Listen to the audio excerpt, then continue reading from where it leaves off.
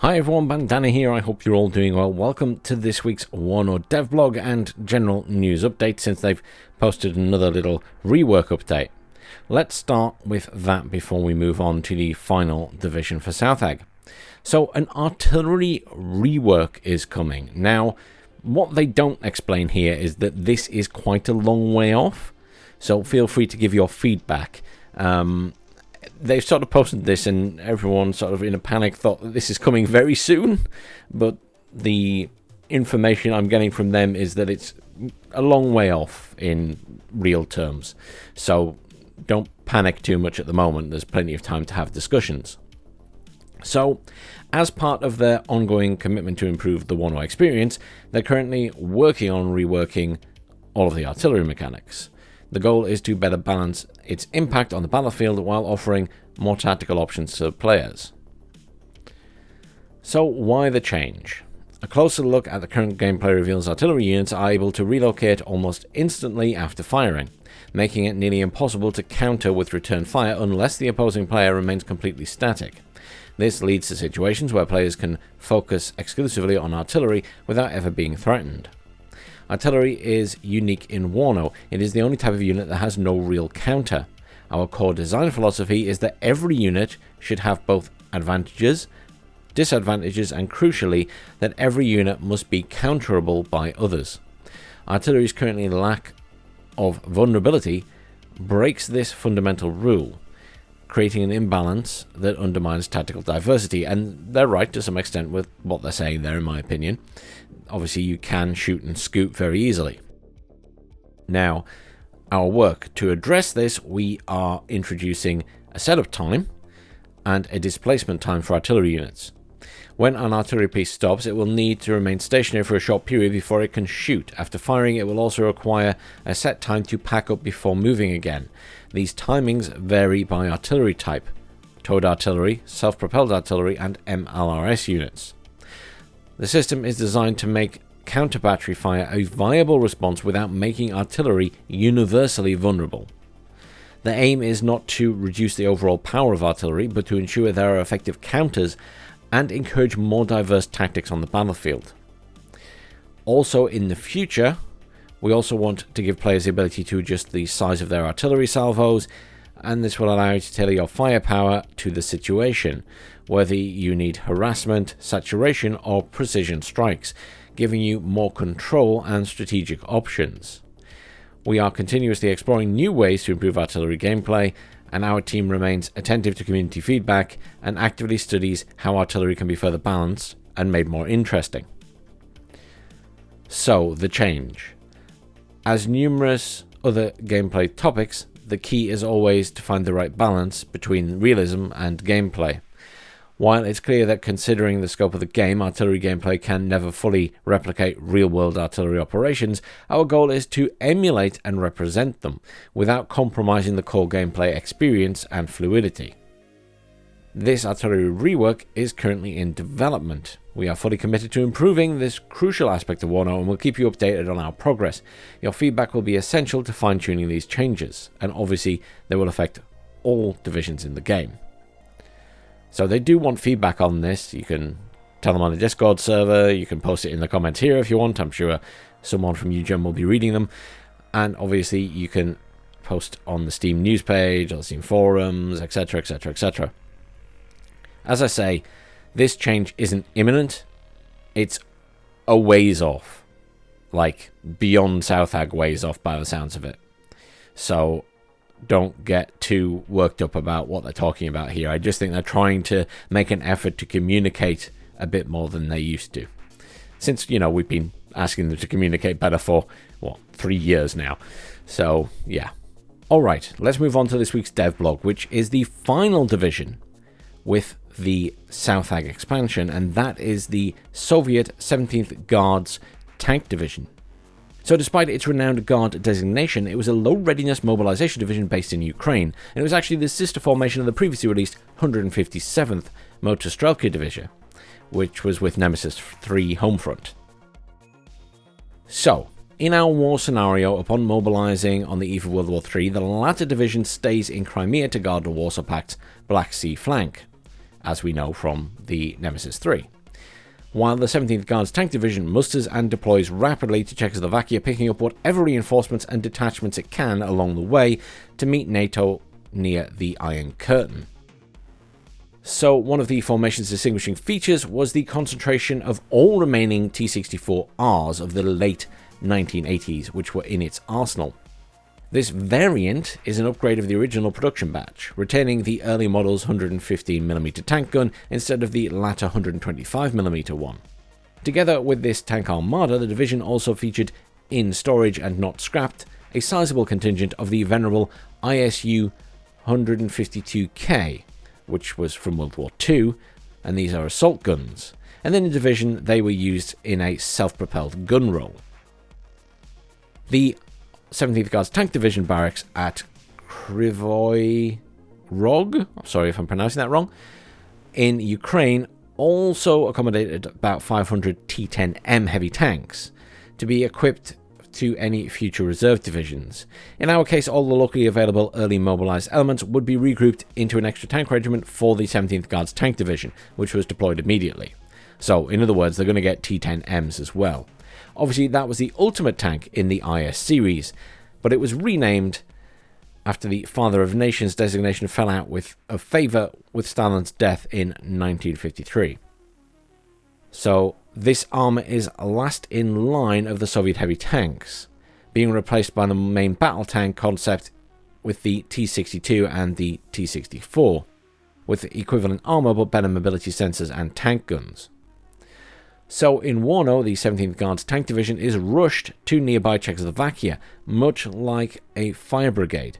This means that anything and everything was used to bring the formation up to fighting strength while deploying for battle. This includes additional army level attachments, which will be represented in some categories like artillery. So, what is it going to look like in the game? Well, logistics is average in terms of slots. The 17th Guards Tank Division is still an armour division, meaning a more limited logistical footprint, but has a reasonable number of options available, including the Belozor, the Stadion, the BMP-1K-R3, and the Mi-9 command units. It will also get a FOB, a GAZ-66, SNAB, a KRAS-255, the MTLB, and the Mi-6. So plenty of supply units to choose from, and the FOB. Infantry, likewise a pretty average section in terms of slots and prices. As a low readiness division, the 17th Guards Tank Division only had a small corps of regular soldiers to be supplemented by majority reservists. 2 cards of the Motorstrelky BMP, one of the Motorstrelky Commander, being deployable in either the soft-skin transport BMP-1 or BMP-1P with an ATGM. 3 cards of Reservisti and 2 of Reservisti Commander, the Ural 4320 or the Res BTR152K.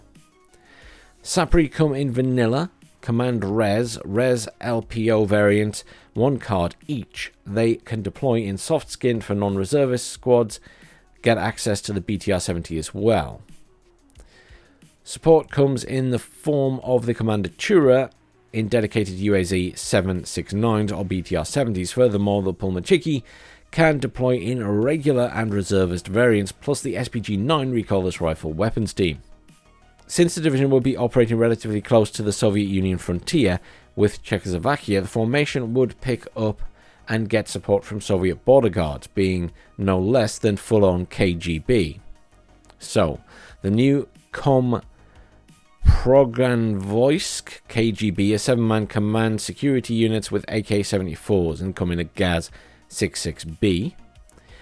The Progranvoysk KGB are an 8-man security unit with AK-74, 1 PKM, 1 Dragunov, and 1 RPG-22, and they come in a GAZ-66, BTR-70, or BTR-70 AGS. And then there's a DSH Progranvoyska KGB, and they're 11-man security units with the AK-74, 2 PKMs, 1 RPOA, and an RPG-22, and transport options are the GAZ-66 Mi-8T or the Mi-8T rocket. All KGB troops come with the security and military police traits. Makes sense. Okay, artillery. Pretty good category in terms of slots and prices. As expected, the divisional organic artillery doesn't contain the most modern of arsenals. The BM-43 82mm mortars and the ubiquitous 2S 12 120mm, the M30 120mm 22mm howitzers, as well as the Res ML 20 152mm, the latter with reservist, the BM14M 140mm MLRS. Note, aside from the 2S12, the other units above are all new to the Soviet Army but have been featured in WARNO with East Germany or Poland. The division manages to grab some heavy artillery on the way to the front, greatly bolstering its firepower. The 2S7M Malka, which until now never presented in a Soviet division, only with the East German KDA, and the new 2S4 Tulpan, I think that's how it's pronounced, which is a self-propelled variant of the Soviet-made super heavy 240mm mortar. Okay, tanks, a very good category, slots and their cost-wise. Plentiful T-64Rs but lacking command variants as they were never made. The division's command tanks will be the slightly more modern T-64AK OBR-83 model with a 125mm gun. They will get several cards of the T-10M and the T-10MK command tank, both reservist. The 2 cards of the ISU 152K performing both as heavy assault gun and indirect artillery. Although this type of Soviet tank division didn't have any organic missile tank destroyer battalion or regiment, we have managed to attach some. 1 card of the BRDM-2 Flangella P from an independent army level tank destroyer unit. These are roughly similar to the BRDM-2 Malyukta P counterparts, but with only 4 ready missiles instead of 6, but a more powerful Flangella type 20 AP versus 17. 1 card of the Res BRDM-2 Malyukta P, which is the new reservist role, but not a new unit, likewise commandeered from a reserve motorized rifle division. Recon, an average category located in Ukraine. The 17th Guards Tank Division wasn't exactly meant to have a large contingent of troops to weed out enemies on the battlefield. Foot Recon includes the following units: the Res Razvedka in a Ural 4320 or a BTR-40, the Mot Razvedka in a Gaz-66 Razvedka BMP-1P or the Mi-2T, Mi-8T or Mi-8T rocket helicopters. Razvedka PVKGB with the Gaz-66 Razvedka BMP-1, Mi-2T, Mi-8T or Mi-8T rocket. They're an 8-man scout squad with the AK-74, PKM, Dragunov, and include the military police and GSR traits. Vehicle Recon, 1 card of each, includes the BTR-40A and the BRDM-2, the BRM-1K, plus 1 card of the Mi-2 Air Recon. Anti-air, being an average category, includes the Res Strela 3 manpads and the ZU-23-2 23mm gun. The ZU-23 4M1 Shilka, same as East Germany, and the BRDM-2 Strela 1 and OSA AKM SAMs. Helicopters are rather bad, only the Mi-8T rocket and the Mi-8MT Rocket 3 gunships are available. Air tab, however, is pretty good. Air cover for the division relies on the MiG-23ML and MiG-23MLA, plus a strong close air support in the form of an all-out Su-17M4 fleet featuring several new payloads. The Su-17M4 rocket, the cluster, which has 2 R-60M missiles and 6 RBK-500 cluster bombs.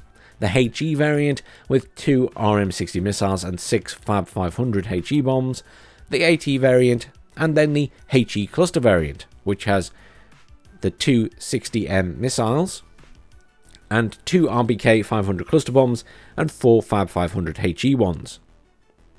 Although mixed payload configuration has featured on several NATO planes, it was seldom used in the Warsaw Pact aircraft. The Su-17M4 TRM with 2 R-60Ms and 6 ODA-B 500 PM thermobaric bombs. The 17th Guards Tank Division is a mobilization division with access to an array of interesting assets, including some jokers up its sleeve, featuring a number of original unit models. It lacks infantry, but makes up for these with plentiful tanks, strong artillery, and potent air support, they say. Then we get a reminder of Southag, and then there will be a dev blog next week, but I don't see what of, so I don't know. New maps? Operations? Army General campaigns? I'm sure they have something up their sleeve. Thank you as ever for joining me. I hope you all have a great week. I'll see you all soon.